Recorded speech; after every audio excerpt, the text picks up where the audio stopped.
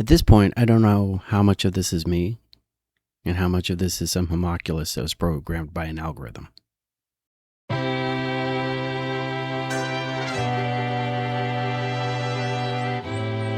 Well, hi there. My name is Charles Ray Dawson. I'm the Associate Broker Residential Sales Manager of ProStar Realty. This is the Unnamed Real Estate Podcast, episode 287. I hope you guys are having a good day. So, the teaser and everything that I came in with about, one, I just like using large words like homunculus, and because I know it sends some of you guys to Google or to the dictionary or whatnot. So, just, hey, better grow through YouTube, right? And it was... I was putting mentally this thing together, what I was going to discuss. And title of this episode is Just Fix It. And it's a lot of times I don't actually come up with the title. The title comes to me in the middle of talking and then I throw it on. But in this particular case, I'm sitting there trying to figure out what am I going to discuss today? Because I had an interesting topic and I just could not remember what it is because, well, I was out late. And it's early, and I'm still working on my second cup of coffee here. I should say my first full cup of coffee because I only got a little bit of my first cup out of the way this morning. And then it occurred to me, oh yeah, we're going to talk about fixing things. And we're going to talk about this weird little serendipity that's happened over the last 2 weeks and how fixing things has turned into like a major theme. So what I find is interesting is that every once in a while, and I can't remember the term for it because it's only 10 o'clock in the morning, but there's if you buy a new car, all of a sudden you see your new car on the road. All right, it's a reticular activation, I think it's called. Let's go with that right now. And it's just that you're primed to see what you're familiar with and what you've been top of mind to you.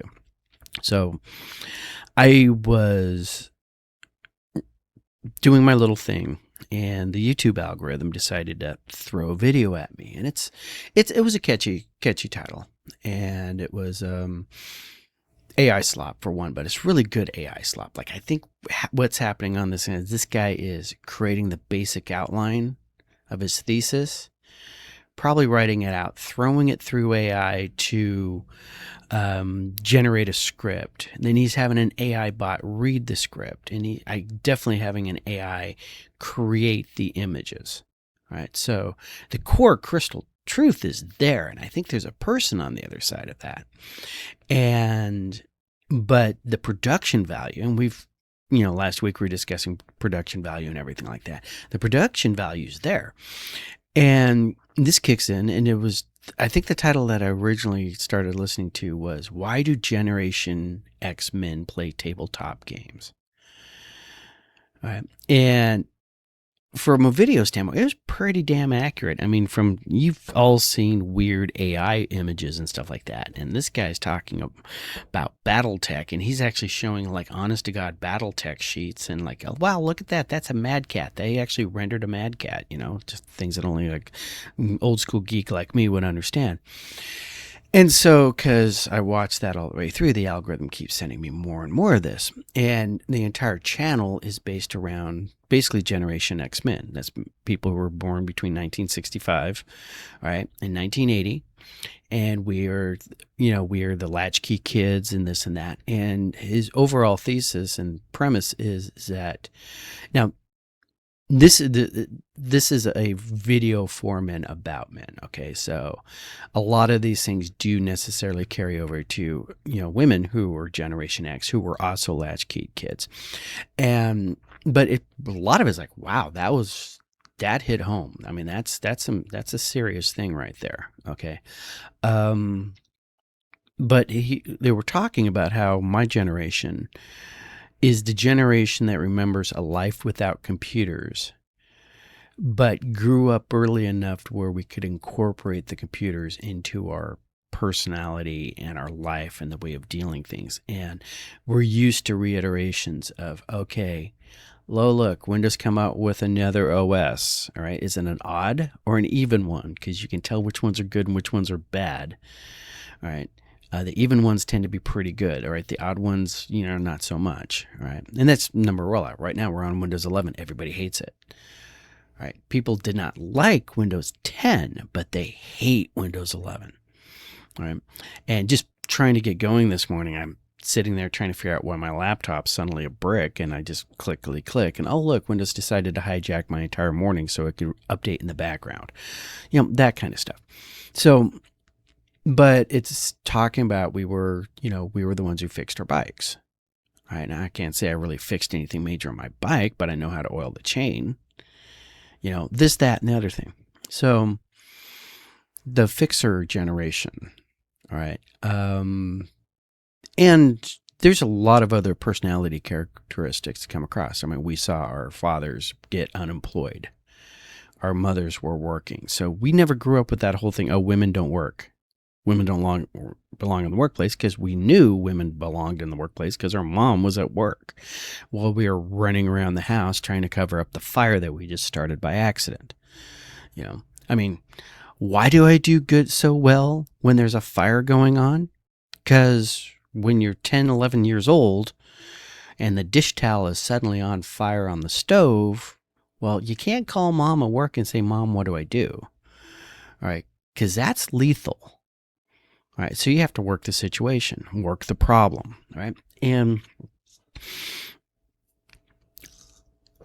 this is how this applies to real estate. I get a text a couple Saturdays ago. Well, I'm in this Generation X-Men mind frame. And the text is, hi, Ray. Stupid girl homeowner question here. Can I call you? And my first immediate response was, stupid homeowner questions are not sex specific. All right. You don't know something or not know something based on your chromosomes. And so I call her up. Actually, I give her an hour because I haven't had my cup of coffee yet, and I wasn't ready to deal with that. And then I call her and say, what's going on? And long story short, she needed to replace the light bulb in an appliance. And she was flummoxed because she was perceiving this project as being a guy job. All right. And this is she says she's X, I consider her early millennial, cohort. All right. But for some reason, it's encoded in her head. This is a guy job. Guys do this. And she's recently divorced, and she's stumbling around with life without a man. All right. And this is like the second time I've received this kind of energy from her. All right. First time was she sent me an Instagram reel or video that she did about she was doing some domestic fixie stuff. All right. And she had this little 1.5-minute video about how she did it. But she prefaced it with, well, this is my life out there without, with my lack of male role models and da-da-da-da-da-da-da. I'm like, wow, girl, sister, no. All right. I know guys who can't figure that shit out. All right. Like your ex-husband. All right. Anyways. So I walk her through it, and she's already looked up on YouTube and already read the Reddit instructions. And one of the reason why she was calling me was the instruction said, turn off the power to the appliance from your breaker box or unplug it. Well, she can't, the plug's not accessible to her, and she doesn't know which breaker on the breaker box is the one or how to find it. So she's calling me for that. And she explains the situation. I'm like, no, you don't have to do that. Just unscrew the bulb. It's already off. When you start screwing the new bulb in, if it suddenly turns on, screw faster, because it's going to heat up and burn you really quick. Or you reach out, hit the light switch, turn the light off, tighten it all the way down, then turn it on again. Now, why does the instructions say you have to turn off the breaker to the kitchen? Well, because that was what the lawyer decided to throw in. Right? It's a needlessly complex additive task. All right, that was put there because of attorneys. All right. And so we work through that. Okay. This is, I mean, if you can change a light bulb, you can do this. The only thing that makes it scary is that it's attached to something that you have no frame of reference with. But you have a good framework here because you've replaced a light bulb at some point in your life. All right. If you haven't, for whatever reason, you do not know how to screw in and screw out and screw in a new light bulb, please, for the love of God, put it in the show notes. Leave me a comment. Right? I promise you, me and my 3 listeners are not going to make fun of you or anything like that. We will make fun of whatever adult raised you. All right. Because you were robbed. But so the next step of this whole little bit of weirdness is I'm at the post. All right. I go diddy bopping into the post, not last Friday, but the Friday before. And everybody is at DEFCON 1 hair on fire. Okay, and there's no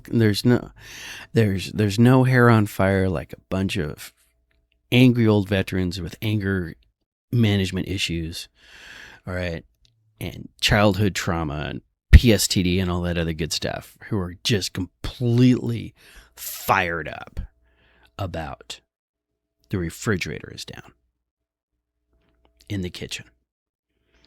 We are 1 hour from a whole bunch of people coming in from the veterans home who are going to expect hamburgers. And the refrigerator's broke. I'm like, okay, what's going on? The refrigerator is broke. And I go back, I said, okay, let's work the problem. And that turned into probably an easy, let's work the problem. Can we run with a reduced menu? All right, seriously, work the problem. Don't worry about, we're not trying to figure out whose fault it is. We're not figuring out what's going on. Can we get minimum effective dose? Can we put food in front of people that's not going to kill them? All right. And we get it up and running. But the problem is, every 5 minutes when somebody new came in, all right, they ran into Charlie McShickster. All right, I call him Burn Pit. They run into Burn Pit. All right, and Burn Pit spins them all up, and then they come back and and they go, "Oh my God, what's going on?" Like, we got it, go away.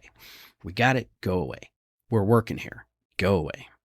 All right, and 5 minutes later, somebody else who just talked to Burn Pit comes. Why do I call him Burn Pit? All right, because he's always stirring shit and he's on fire constantly. All right. That's exactly, that's my little mental name for him. Anyways, so we get that problem resolved. Okay, kitchen, nobody dies that we heard of. All right, night carries on. So the next day, I know I'm going to be in the neighborhood. So, and I got a really good idea what's going on wrong with the fridge. All right, and I figured out what's going on with the fridge with about 30, 45 seconds worth of, okay. Yep, you're iced up. Right. No rocket science involved here. Absolutely no rocket science. All right. I don't have to have a degree in refrigerants. Okay. I don't need to know the chemical makeup of the whatever, they have running around, whatever refrigerator coolant they got going on. I don't need to have a high level understanding of thermodynamics. All right. I don't need an engineering degree. I just need a really simple understanding of how refrigerators work. I'm a man of unusual skills. I've lived a life that have developed some unusual skills. All right. Meaning I've had refrigerators and AC units freeze up on me and I watch it and go, oh, it's like I'm a lousy car mechanic, but if anything has ever happened to a car that I'm driving, it is burned into my cortex. All right. And I can sit there and go, oh, yeah, it's this. Well, how do you know? Happened to me once. Well, are you sure? Well, it could be some chip because my cars don't have chips. All right. But I'm pretty sure it's this. All right. So I come back the next day and I tell everybody, hey, I'm going to come back tomorrow. I'm going to see if I can fix this. I got a pretty good idea. I know what's going on. And I come in, take the whole thing apart, or actually I take the access panel there, the panel that is obviously there with the screws in position and stuff, right? Oh, this thing is designed for that panel to come off, and that hose right there, which has water in it that shouldn't have water in it, is on the other side of that panel, which was designed to take off. I'm pretty sure that hose is designed to come out and be unclogged. And that's what I did. Right? Put the whole thing back together, and then just as I'm finishing putting the last of the nuts and bolts on and stuff like that, we're going to crank it down and we're going to see if I've actually fixed it. One of the guys comes in with a brand new refrigerator. And he comes in, he's looking at me, I'm on the ground. He's like, "What? Hey, Ray, what are you doing?" And I'm like, "Oh, I fixed the refrigerator." He's like, "You fixed it?" Like, "Yeah, that's what I said. I told everybody I was going to give it a shot fixing it, and if I couldn't get it running, I was let y'all know, and then we'd work the next problem. We have till Friday. Next time we need a refrigerator." So anyways, long story short, Post has a new refrigerator. Right? And it just really comes down to ultimately what I consider is a bigger problem. All right. And there are people out there who are running around screaming planned obsolescence, planned obsolescence. It's the evil capitalist trying to, destroy your life, right? Some people call it the ensuckification of life, which I sort of like that term, even though I think I got it wrong. The whole thing is that everything around you is just getting slightly worse. All right. So let's take a look at it. All right. Refrigerators used to be built and they would last forever. All right. I'm not joking when I say if you see an avocado green refrigerator in your place that you just bought, all right, don't get rid of it. That thing will last longer than you. All right. And it's not that they engineered that thing to break. All right. What happened is that they were forced to engineer that thing so it broke by federal government weenies deciding they wanted to make everything green. All right.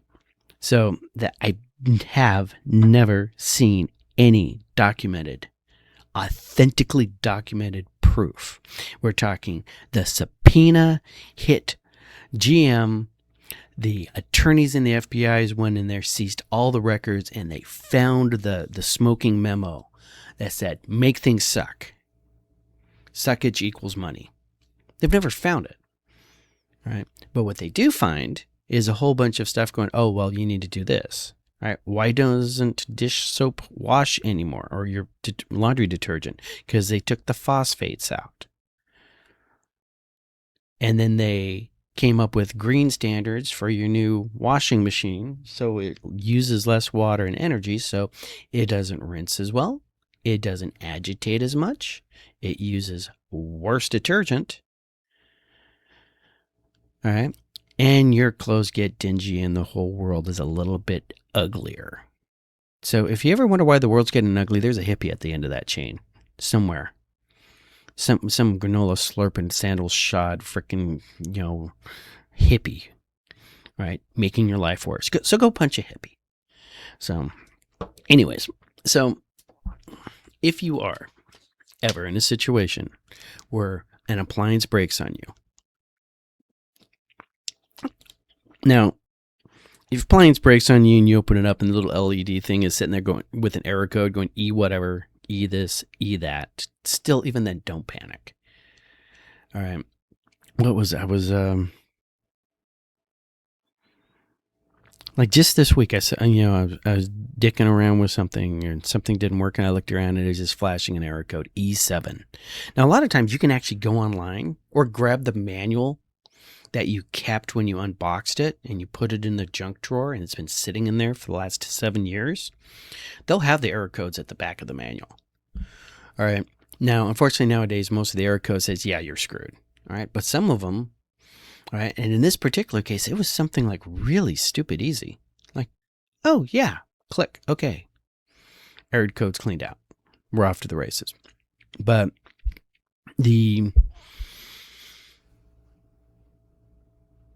I'm not incredibly sure if what we call, planned obsolescence isn't vanity and style.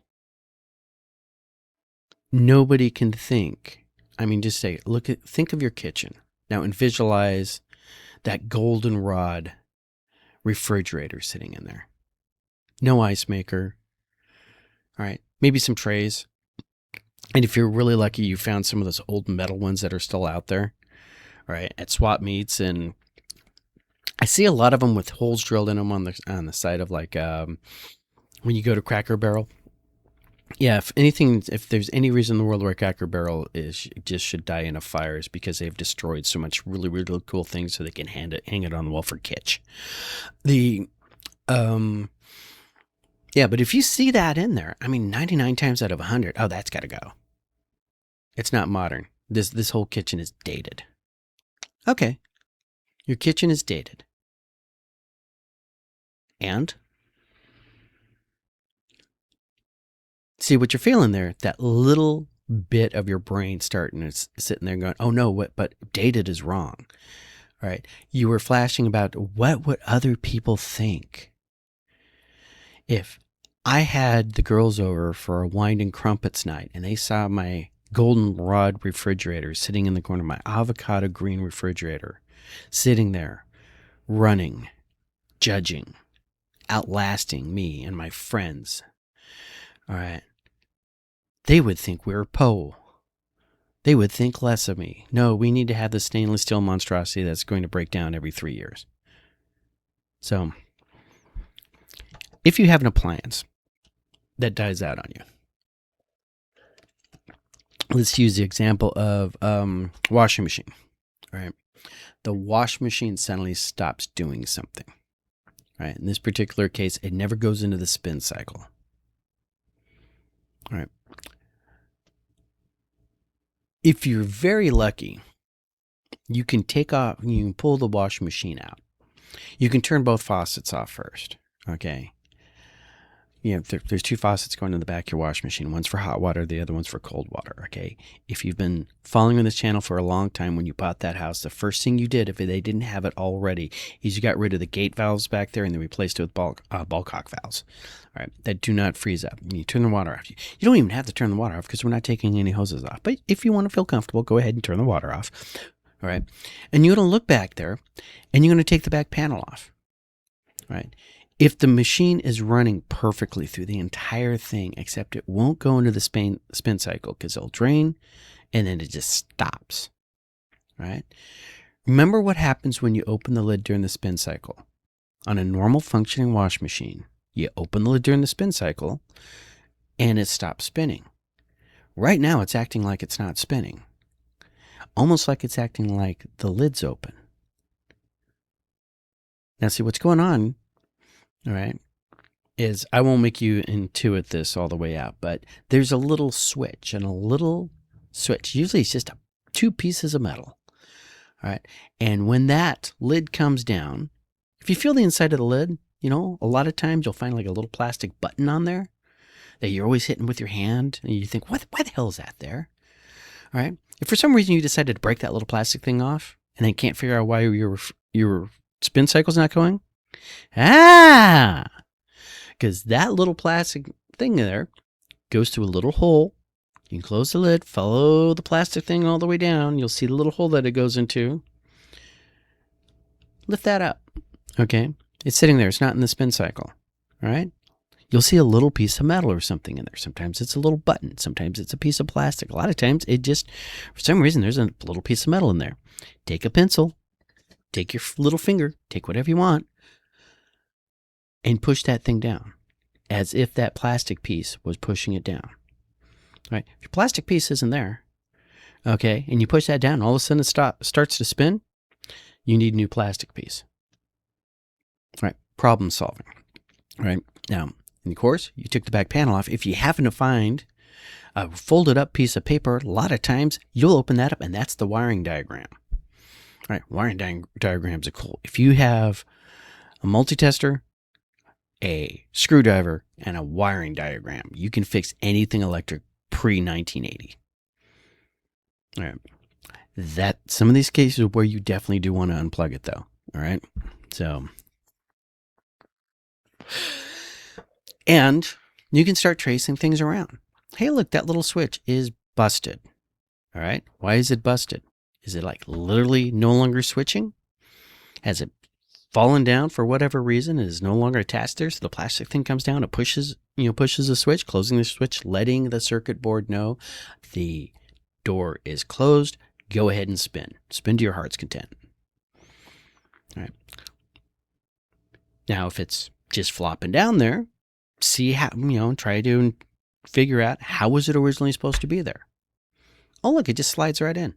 All right. For some reason, it slid out. Slide it back in. Congratulations. You just fixed your wash machine. All right. Wait, the switch isn't making a clicking noise anymore. Okay. Now, this is a little bit more advanced. A lot of times those things have little electric plugs, all right, little wires plug in, all right, and you can pull them both out of the switch, hold the switch in your hand because now it's loose, and you can touch those two wires together, all right, and if the spinner starts spinning, well, now you know it's a switch. And if you figured out that it's a switch, now we can go to a little bit more advanced fixing things in the house. All right, I wanted to show you this right here. Okay. You can go online, type in the make and model of your unit, and a lot of times some saint has taken the manual and scanned it into the internets.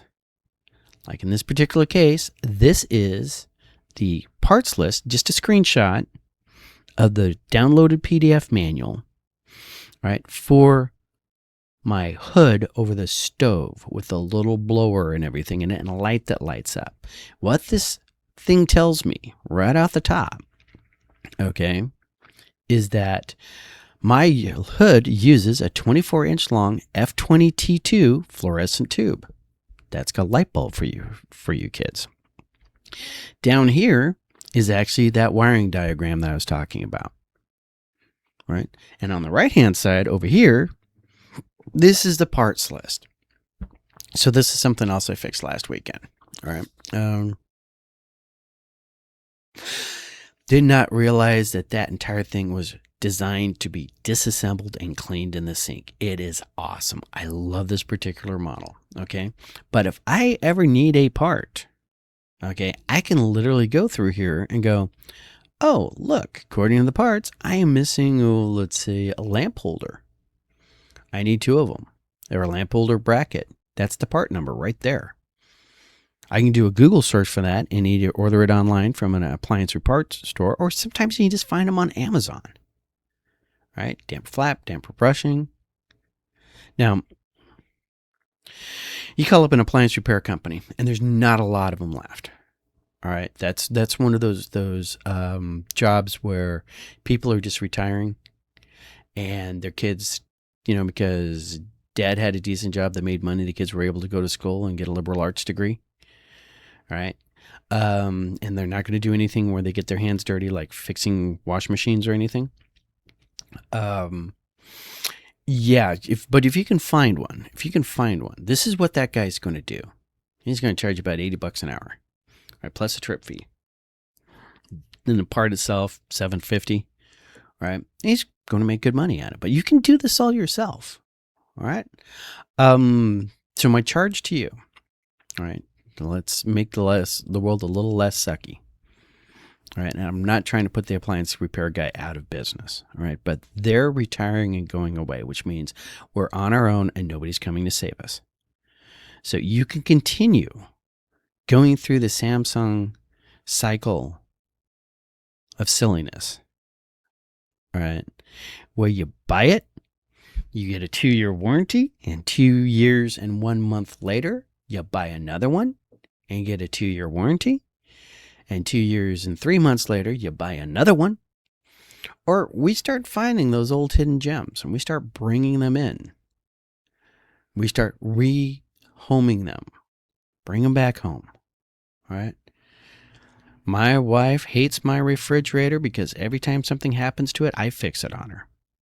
So if any of you guys, entrepreneurial types, listening to this instead of working on your big project and stuff, want to have something that might actually make some money, how about this? Biggest thing is appearances. Oh my God, it looks ugly. What happens if you can't? You can wrap a car. Okay. Why can't you wrap a refrigerator? Why can't you take the old useful guts and put it in some flashy, modern looking exterior so your friends don't judge you when they come over for your wine and crumpet nights? Right? Those parts list, everything on there is a part. The handles are a part. The exterior panels are a part. All right? You need stainless steel? Get a stainless steel applique and put it on the outside. Do it right. I mean, when you sit there and you watch these craft videos and people will spend hours and hours bedazzling, whatever it's called anymore, fruit baskets, right? Do that in your fridge. Make your fridge a work of art, right? Have kids. Your kids will make your fridge a work of art. Hand them some crayons, put them in front of that. It's like, oh, that's when little Johnny was 7 and he drew a penis on a refrigerator.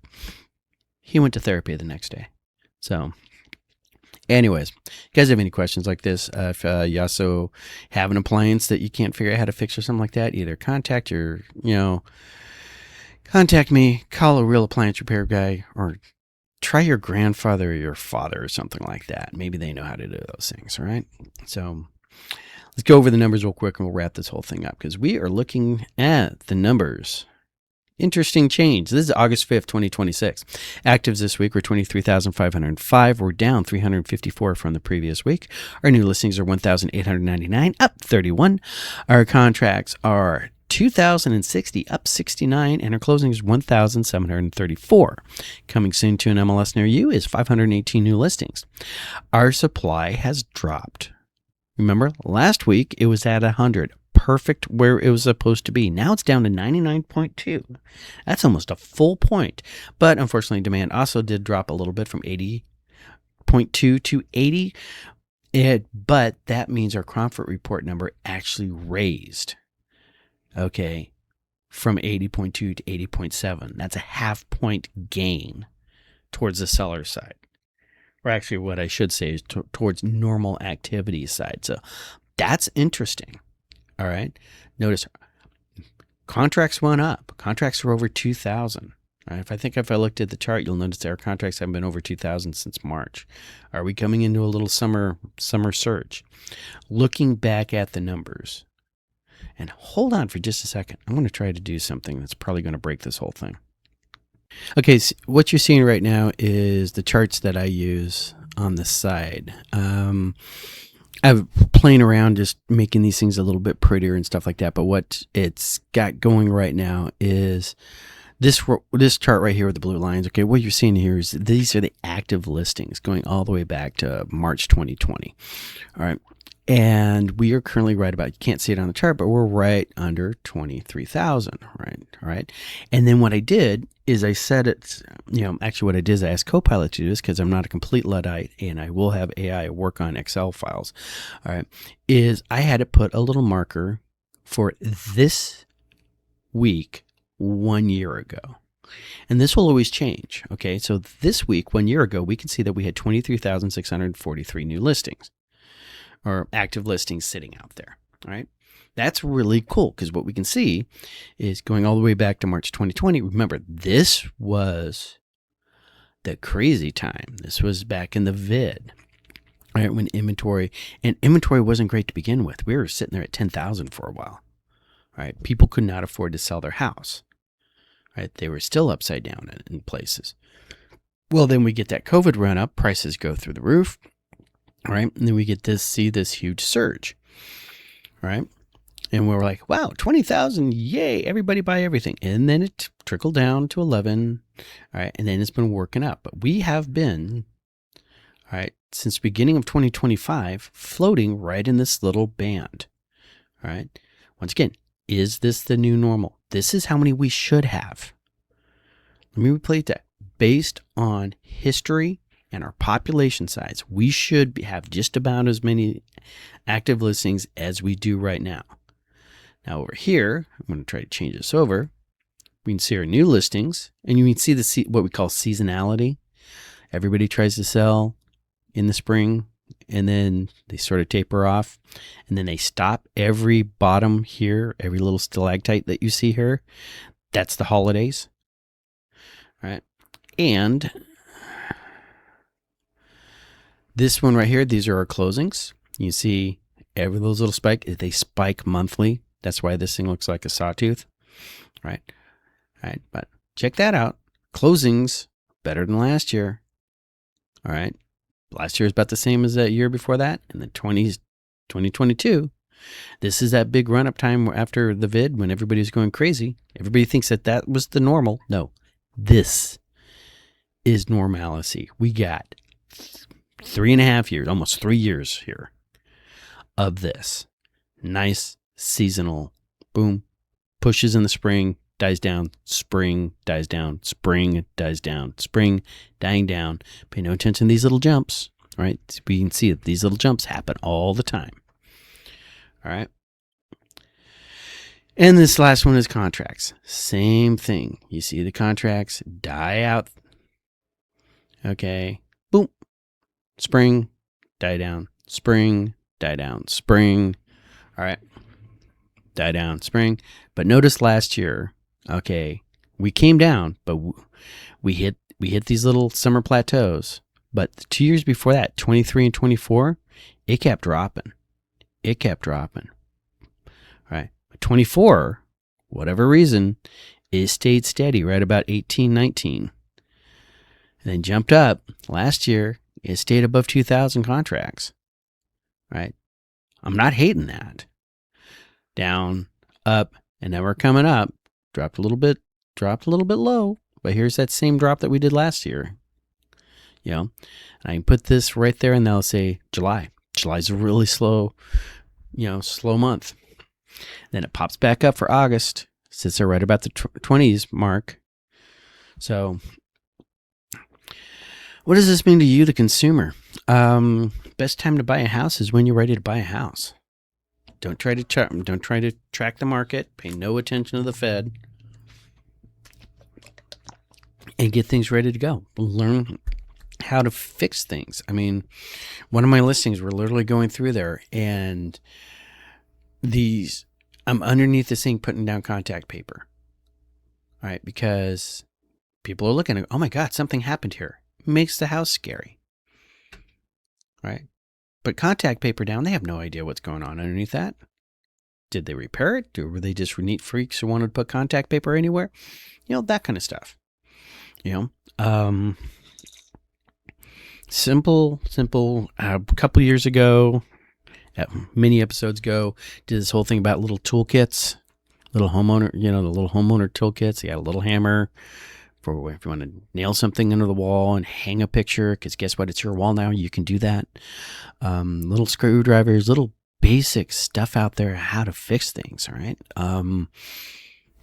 Give it your own shot. You keep hearing this reoccurring, oh, it costs more because my husband tried to fix it.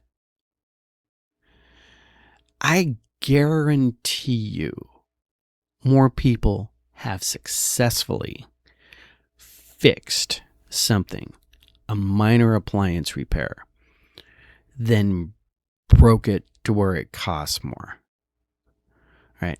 I think that's a sitcom trope. I really do. Right? Occasionally, things will get broken and you will make the situation worse. Right? But you're already starting at a zero. Right? You're already starting with something that does not work. That's why I had no problem taking apart the Post's refrigerator. It's already in the minds of the collectiveness. It's busted and we need to replace it. So at that point, it was mine to experiment with. What am I going to do? Break it more? So think it out. Go make this your little test today. You know, sometime this weekend, fix something random in your house. Do what I did. Go find your old homeowner's inspection. Find something on there in that honeydew list that you didn't ask for to be repaired, but it says, yeah, you should take care of this. Like these, you know. Here's one. Do you really, really hate the color of the light switch panels in your bathroom? Go down to Ace Hardware, buy a new one, right? Don't get white if your ceiling or if your walls are beige, and don't get beige if your walls are white. Try to match the walls, right? And sit there with a screwdriver and figure out how to replace that. Do it without looking it up on YouTube, right? The worst you can do is electrocute yourself and die. And that's really, really hard to do in modern bathrooms, right? It's easy. It's simple, right? But if you need to, go ahead and watch a YouTube video. Go ahead and watch your children and pets around water, right? Don't drive in anything flooded. We're in monsoon season, right? Work your circles. If you cannot have an immediate impact on it in your life, don't worry about that. Iran, somebody else's problem, right? And you guys have a really great weekend, and I'll see you next week.